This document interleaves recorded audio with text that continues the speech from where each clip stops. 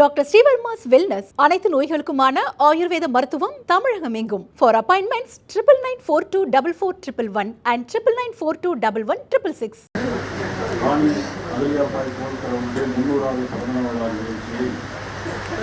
தமிழகம் முழுவதும் நான் இப்படி கொண்டாட வேண்டும் என்பதற்காக இந்த நிகழ்வில் கலந்து கொண்டிருக்கின்ற முன்னாள் மத்திய அமைச்சர், இன்றைய தினம் வந்து முன்னாள் ஆந்திர மாநிலத்தினுடைய முதல்வர், பேரன்பிற்கும் பெரும் மரியாதைக்குரிய என் டி ராமராவ் அவர்களுடைய மகள், தமிழ்நாட்டிற்கும் அவர்களுக்கும் நெருங்கிய தொடர்பு இருக்கிறது. புரட்சித் தலைவர் எம்ஜிஆரும் என் டி ராமராவும் முன்னாள் மத்திய அமைச்சராக இருந்து கொண்டு இந்தியா முழுவதும் இன்றைக்கு அவர்களுடைய உழைப்பு என்பது பாராட்டுவதற்கு போற்றுவதற்குரிய அற்புதமான உழைப்பு. அவருடைய உழைப்பு இன்றைய தினம் அவர்கள் இங்கு வந்திருப்பது நமக்கெல்லாம் மிகப்பெரிய மகிழ்ச்சி. அவர் மாநில மகளிரணி தலைவர் உமாராஜ் அவர்கள் மற்றும் சுமதி வெங்கடேசன் அவர்கள், பொருளாதார சம்பத் அவர்கள், இந்த நிகழ்வில் கலந்து கொண்டிருக்கின்ற அனைத்து பொது செயலாளர்கள்,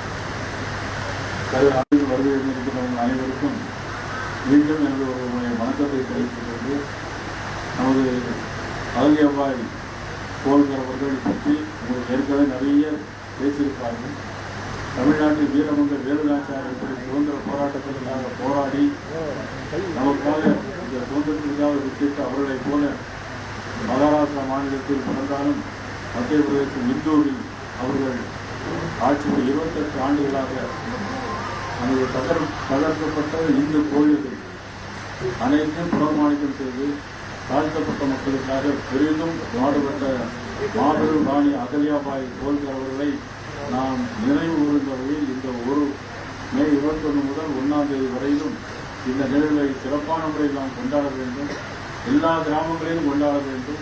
ஒரு பெண் எப்படி வீரமங்க வேலுநாச்சியார் போல ஒரு பெண் வட இந்தியாவில் ராணியாக வாழ்ந்து இத்தனை சமூகத்திற்கு நல்லது செய்த மாபெரும் தலைவி அகல்யாபாய் கோல்கர் அவர்கள் அவருடைய உணர்வை புரிந்து கொண்டு அனைவரும் இந்த நாளில் இந்த மாதம் முழுவதும் 1ஆம் தேதி வரையிலும் நாம் சிறப்பாக கொண்டாட வேண்டும் என்பதற்காக அவர்கள் நமது குழந்தையர் அவர்கள் இங்கே வருகின்றிருக்கிறார்கள்.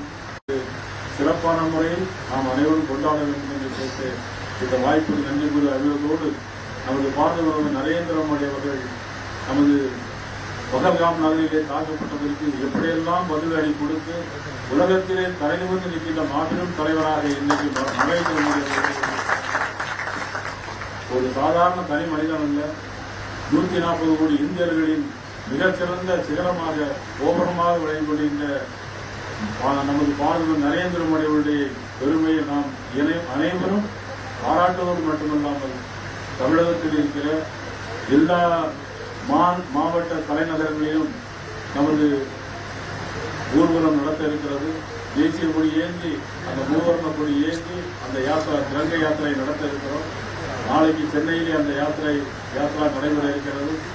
நாளை மறுதினம் திருச்சியிலும் அப்புறம் கோயம்புத்தூரிலும் எல்லா மாநகராட்சிகளிலும் நடத்தப்பட இருக்கிறது. அதுபோல எல்லா நகராட்சிகளையும் நடத்த வேண்டும், எல்லா பேரூராட்சிகளையும் நடத்த வேண்டும்.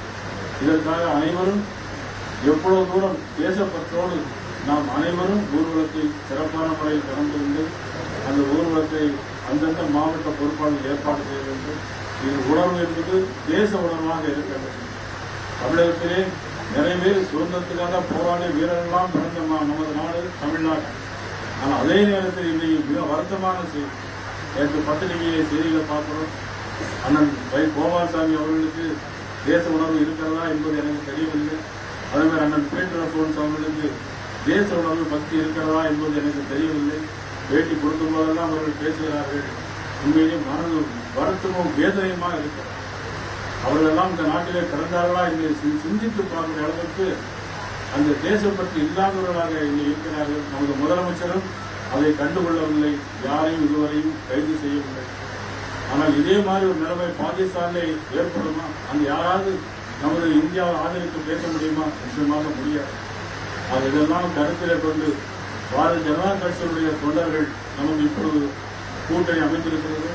நமது உள்துறை அமைச்சர் அவர்கள் கூட்டணி ஏற்பாடு செய்து வந்திருக்கிறார்கள்.